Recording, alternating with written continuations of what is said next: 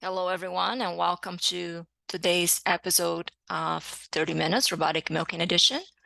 I'm your host, Marcia Andres, dairy science professor and extension specialist at the University of Minnesota in St. Paul.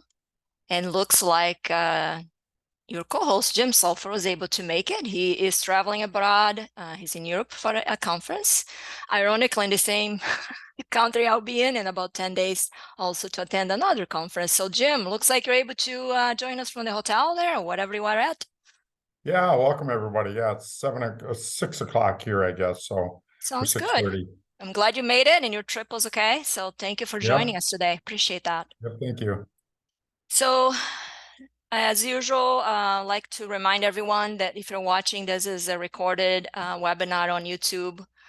Please register to attend in person next time, in person meaning virtually next time, to participate in the discussion. Next month actually will be our last webinar for a while. Jim and I are taking a little bit of a break and reassessing if you want to come back and when we're coming back. So please register if you want to attend in person for our next one. And again, just as a reminder, if you want to ask a question or make a comment, please use the Q&A box, not the chat box, please. Oops, I had to slide a little faster, but anyway, we're very pleased today to welcome our guest again from California. We had a California dairy producer last month, and we have a California dairy producer today where we see some growth in the adoption of robots. So thank you, Vance, for joining us and sharing with us something that you guys are doing. I mean, what you're doing with your robotic dairy in California, and then we'll open up for discussion. So please join us. There you are. Good morning.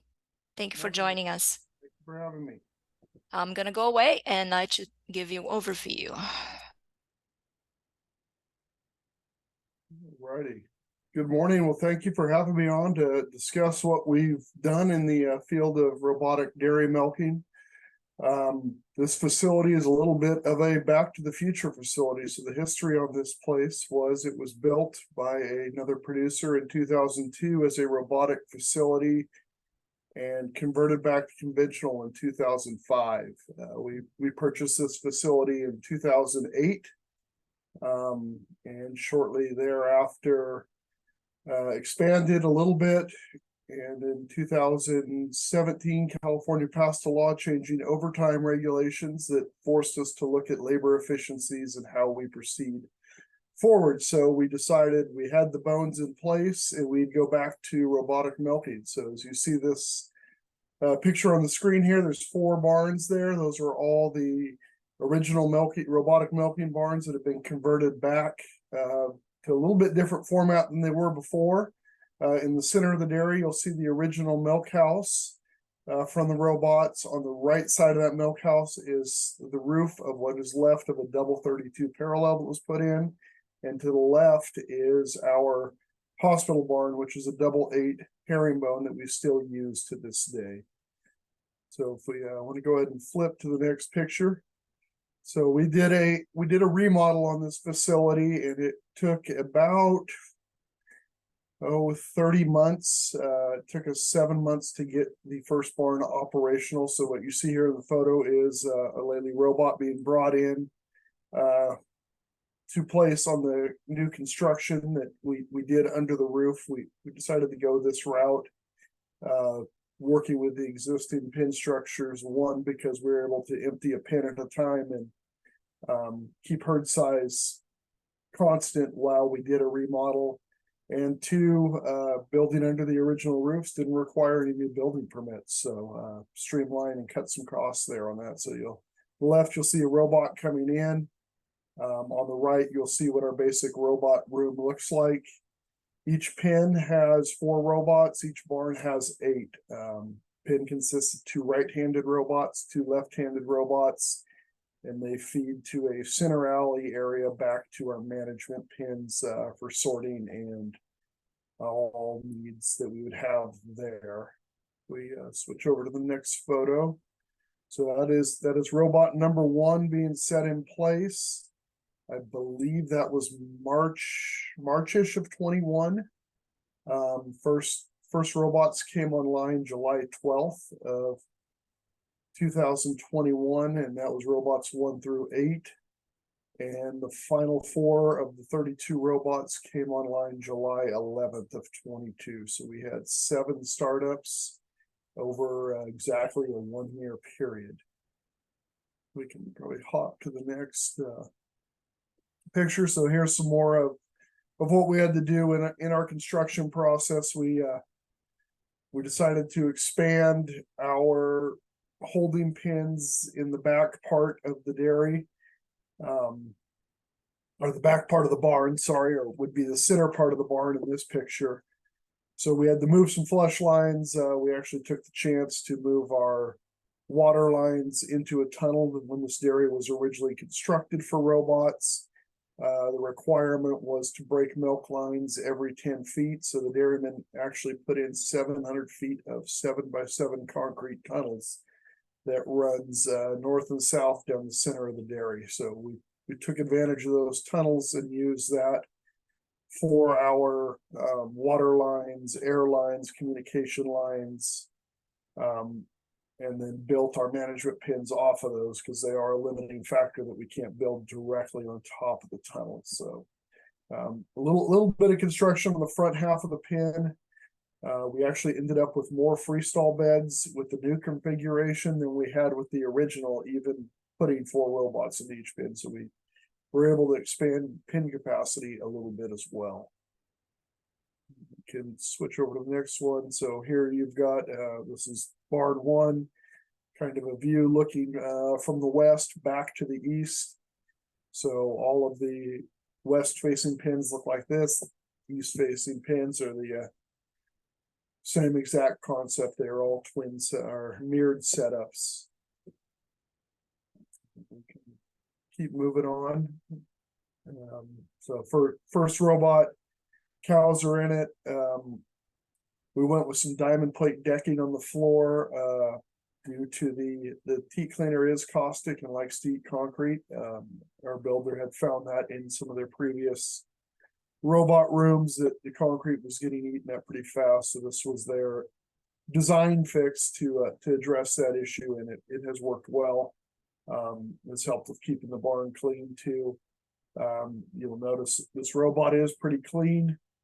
We have one guy dedicated to cleaning all the robot rooms every day, and that is his full-time job, is daily maintenance and robot cleaning and room cleanliness. Continue on. Setup of what it looks like now every day. We're all Jersey cows, so this picture you're seeing the main pen with the 2 left-handed robots. So those cows, if we need a cow out of the back robot to be sorted, she'll be sent to the holding area between the 2 robots. So just in front of the metal Lely sign where the cow's head is. Nope, in the center of the picture. Right there, yes. And there's a camera that will let the first robot know that they have a cow that needs to pass through. So as soon as the cow that is in that robot is finished milking, it'll pass our cow through. We did not go with an air automated gate when the cow loads that holding area. It's just a manual gate that the cow presses on and blocks the other cow from the pin side from accessing. Wanted to get away from possibly pinching cows or having air fault issues with that. Also overhead above that holding area, you'll see a red beacon there. It is being circled. We do employ the NEDAP cow location system with the collars. This system has been extremely helpful in locating fetch cows, any cows that end up on the sick list, and has been only enhanced in Horizon. It was a bit cumbersome in P4C when we started to manually enter every cow into a locator app, which was separate of the T4C app. In Horizon, I'm able to take that fetch list and just hit load and it finds it. So all of our staff uses Google Pixel phones and does all their management work on that. So everybody has access to locator. They just pick which pin they're assigned to and go to work on it. And this is the management area I spoke of in the back. We've got 40 beds. in the back of each robot pen, about 260 cows per pen. So we do have the full 260 beds on the front side, plus 40 on the back side. In our fresh heifer pens, we will go ahead and keep them in this back area for 8 days for training purposes to make sure that they are run through robots 4 times a day. And it also makes it easy for the guys that are fetching those cows. Besides that, we're breeding completely off of collar activity now. So any breeding animals will be sorted back here. Vaccine, vet animals, we've cut about an hour and a half a week off of our vet time. As she now just travels the center of the dairy. All of her cows are in the pen ready for her. And we've had, after some tweaking a list with our FMS advisor from TDR, we've got almost 100% compliance on the right cows being sorted. If we miss something, it's normally a cow that's been enrolled in a sync program, either as a hard breeder or because she lost the cow. But everything else shows up where we need it to be. So these pens, I would say that was probably one of the most important things we did. We originally had 20 beds, and one of our consultants said, "Make it bigger. You'll never be upset. If you made it too, you can't make it too big." And I fully believe he's correct there. As we only do cow management in this area, and it's been great to have plenty of room. And when they're in this area, they can continue to recycle through our robots. They can still have access to feed, water, and milk. So, next photo, along with the 32 robots, we're also running 8 Junos that you see, one parked there on the right. TDR happened to be here that day, not an advertisement, but they got the truck in the right spot, so they're in the photo. And on the left, we added, this was kind of a late add into our project. As we looked at the tunnels, we had the walkover and getting into 4 rooms per barn of chemicals, we decided to add a bulk chemical delivery system. So what you see there is our acid, our caustic, our Astracil, our teat cleaner, and our third chemical, and we actually can pump those directly to each room. So totes are sealed. Nobody's directly handling liquid at any given time. So something we came up with after the fact. Glad we did it, just to help avoid back injuries, chemical spills, or exposure. And we are running two feed types to every pen. Front tanks here would be corn gluten, back tanks would be an energy pellet. This has given us the flexibility to do some feed trials, but also to take that expensive energy pellet and target it to the cows that really need it. We're averaging about 12 pounds of pellet in a given combination per animal per day right now. And finally, I think this is our last photo about the facility. 1 room in each barn has this computer set up in it. So all employees have their access to T4C, can also access our dairy comp on that. So any cow side work, concerns, just want to check general information, they have access to a printer and a computer to do that immediately.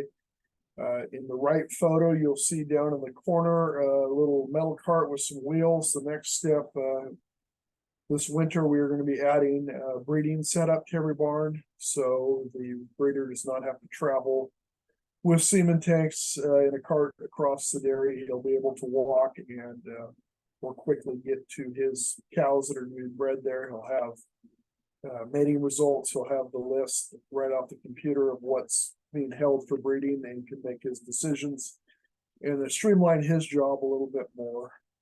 Also, in the photo on the left, feature on the left, the feature we had added is a red hose there on the wall, right there, and that is a Lely foaming unit. That is very important in our washing of daily robots. It's really streamlined that process. He's able to foam a whole robot unit, doesn't really have to scrub them anymore. That foam will break down any material on the robot. He hoses it off. So what he'll do is he will stop the unit, first unit, foam it, go over, prep the second unit to stop, do his daily maintenance tests on it, rinse off the first unit, put it back in service, and it continues on the line doing that as he skips room to room to keep efficiency going. So one guy is able to maintain all the robot rooms on a daily basis.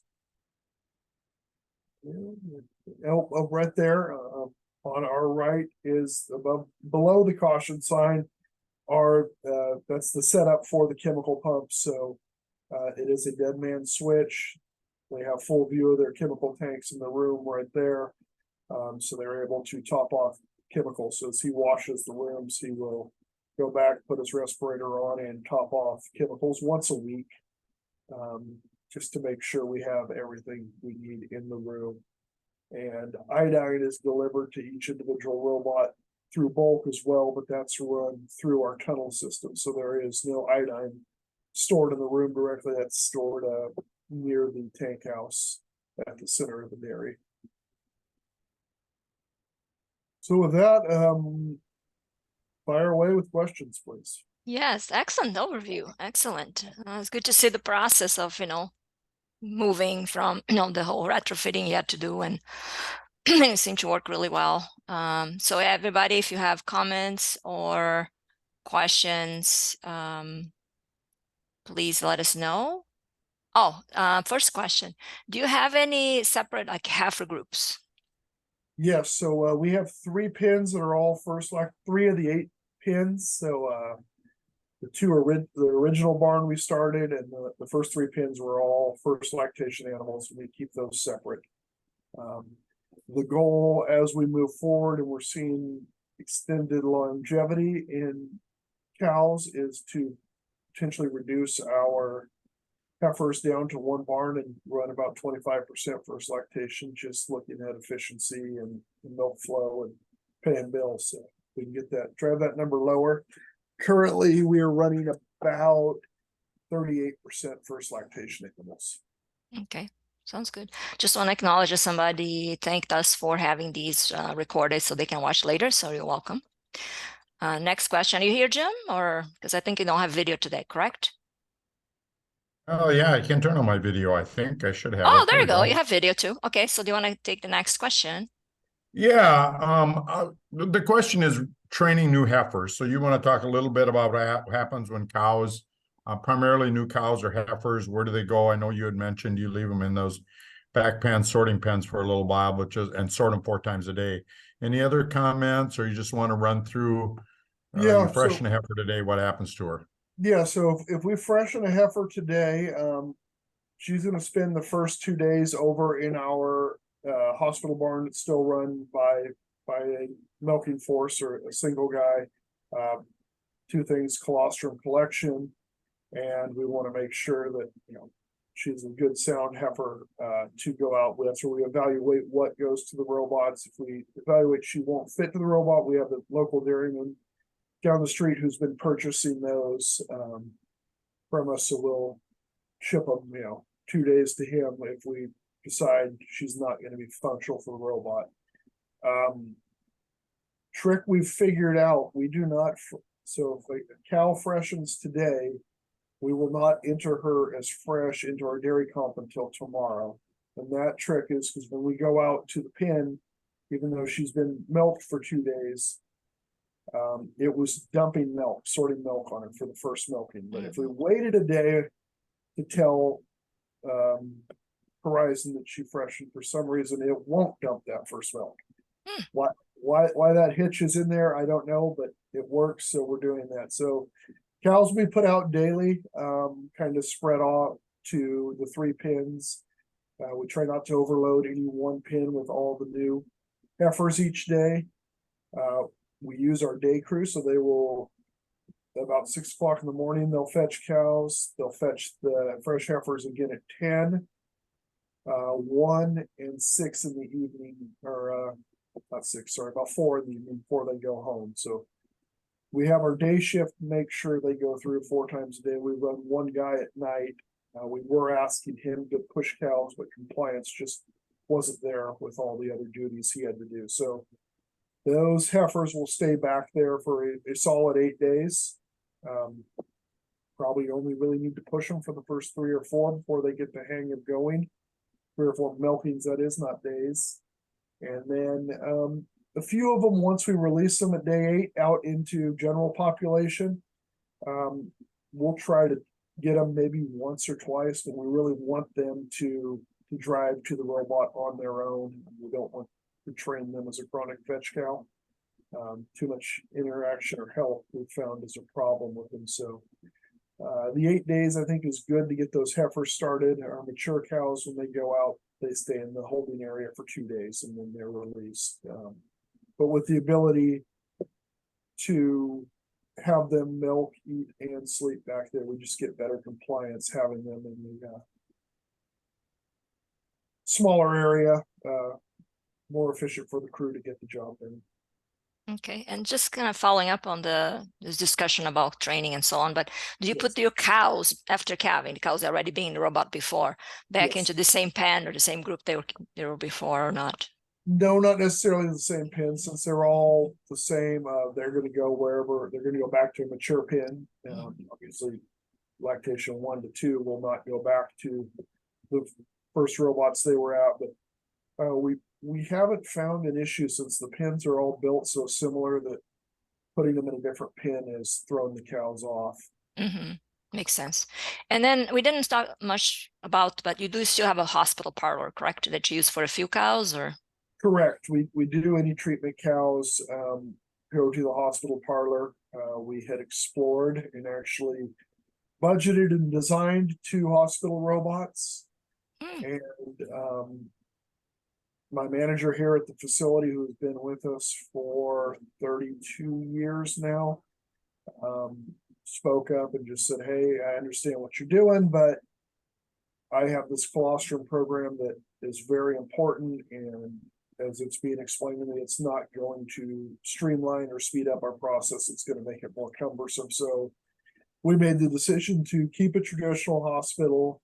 We have one guy that runs that hospital with one relief guy. So still want him to physically touch any ill cows and keep eyes on them every day, as opposed to being, 3 different guys could potentially look at it. We'll just try to keep that in one. But the colostrum program was the main driver of scrapping our robots for the hospital, just purely on the ability and his desire for high quality colostrum, and maintaining the program he's put in place. So both your very fresh cows and your hospital would be milked in there, correct? Correct. And we dump all of our hospital milk. We used Okay. to sell it at Calf Ranch, but as we looked at it more, we just decided, we don't want that kind of milk going to our baby calves. So we're not going to sell it to him to end up in ours or somebody else's calves. And it's such a small amount. We run a very small hospital, so it makes sense. Okay, Jim, switching gears a little bit. So if you can get the next question, please. Yeah, do you want to comment on your ration? I know you mentioned you feed 2 different feeds, but I don't know if this question is related to your PMR, or I think you had talked about what you feed. So just a Sure. general question. All it is what is the ration? So we feed 2 different PMRs. A second. We originally started with 1 PMR. We were feeding 5 times a day. Wow. After about a year, we evaluated and just saw the heifers we weren't seeing year-over-year growth or production increases. So we went back to a first lactation PMR, and we added some more cottonseed, some more energy. They are jerseys, freshly in at an average of 22 months of age. So they still have some growth and maintenance needs we were probably missing. So our basic ration is going to be corn silage, oat silage, the proprietary milk mineral, cottonseed, almond hulls, DDG, corn gluten, canola, and sunflower meal is what we're feeding right now. we move alfalfa hay in and out like a commodity, based on prices. We used to make sure they had a minimum of 3 pounds. We found that maybe that's not needed as much. So the feeding philosophy is we're going to feed the first, we're going to target the first, and they're getting fed twice a day. The matures are getting fed 3 times a day with the Juno's assistance on push up. And then we start everybody out on the robot on corn gluten pellets. We found that, you know, cows love those, and that drives them to the robots pretty hard. And at day 15, we transition over to our milk tables to determine what they're getting between the corn gluten pellet and the energy pellet. And we've done some trials with heat on, you know, since all the barns match, trying to push a little more energy in the summer heat to some pens, and actually found no change in that. So it's given us the flexibility to do some in-herd trials with the way our feed system is set up too. So it's still a work in progress. By no way have we perfected what we're doing. We're always open to new ideas. Interesting. So what is the milk yield now? Any components, if you don't mind sharing those? Let me pull them up here really quick. And also somatic cell counts, if you have that handy. Somatic cell. So our somatic cell count runs between 110 and 130, which is better than we were doing before. Sorry, I'm moving some computer screens to get you fresh data on components. We are running 67 pounds of milk for the year average on the herd. A 488 fat and a 383 protein. That's the last 365 days or 366 days, not counting today. That's good. Those jerseys and components. Yes. So we've actually our target is 68.3 pounds. We hit that in the yearly average. That gets us back to say milk out the door when we were milking 2,400 cows at this facility to about 2,050 now. So 350 less miles we could get the same production. Cow numbers went down because we had a barn in the original photo in the far back that was our dry cow barn. We moved those off site, but we brought them back home there because it wasn't a good way to put robots there without building an additional milk house. Okay. Okay, sounds good. Jim?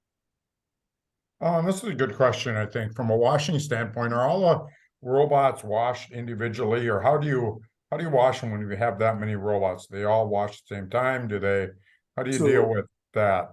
Buffer tanks, if you have one, and so we have 3 tanks here. We have 2 wash clusters. So we wash in 16 robot units. We wash the north and the south cluster. That's happening 3 times a day. It's 33 minutes for the wash. We're probably down a max of 45. So the robots will all go down on one half of the dairy at the same time, wash, and it washes all the way through our plate coolers. And then tanks are washed on pickup. We've actually gone in and programmed with electronic valves to switch tanks automatically for us. We've added through some work with our vendor in the PLC area. When we hit fill alarms on the tank, I get a text, my manager gets a text, and the trucking company gets a text and an email if they have a full load of milk ready to pick up, and basically starts a 6-hour clock for them to show up on site. So it's streamlined it for our hauling company as well, from the standpoint that they don't have to set a regular schedule here. They will always know there's a full tank, and they don't have to send a field man out to check tanks either. So systems worked for us. The 3rd tank was added with the robots, mainly because the question was asked, what happens if we get to 2 full tanks and the plant's down? What do we do? So we added the 3rd tank. Okay. This might take a little more than a minute. It's what we have left, but I think it's an important question. What's your protocol when the system flags a cow, either high somatic cell count count on mastitis? And I don't know if you have the somatic cell count analyzers or not, but when a cow is flagged, what do you do? So when a cow is flagged, anything over 400,000, we're automatically dumping that milk from that cow. So she's flagged and moved back to our management pen, where she's evaluated. If she looks clear, they'll take a temperature on her, they'll check milk, look for garget. We do run the smart sample on the somatic cell tester, so anything below 250 is checked every third milking. Anything above 250 is checked every milking. So she's already shown up on a health watch list, so she's got eyes on her already. But yeah, we are dumping that milk, and then if it's deemed she does have mastitis, which we found that the robot says there's mastitis, you better believe it, because 2 days later it's going to show up and you visually see it. We'll move her to the hospital area and treat. We only treat cows. We do have excess cows, so we only treat cows once for mastitis. And second time, unless you're something special genomics, you're down the road. You don't have time to deal with treatment and producing cows that aren't carrying the health traits we want, since we use genomics on everything. Right. And you do not do cultures to decide if we need to treat or not? No, we're treating it. We're not Okay. doing treatment. Okay. Interesting.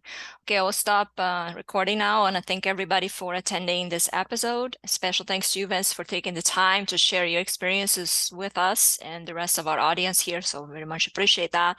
And invite everybody to come back to join us next month, our last episode, at least for a while, be our last episode. We have something different. We have a robotic rotary system from Gia next month, and this is the largest one in the world in China, with 280 rotaries, so 160 robots. So it'll be interesting discussion, see how they're doing something a little different over there. So thank you again, and please join us next time.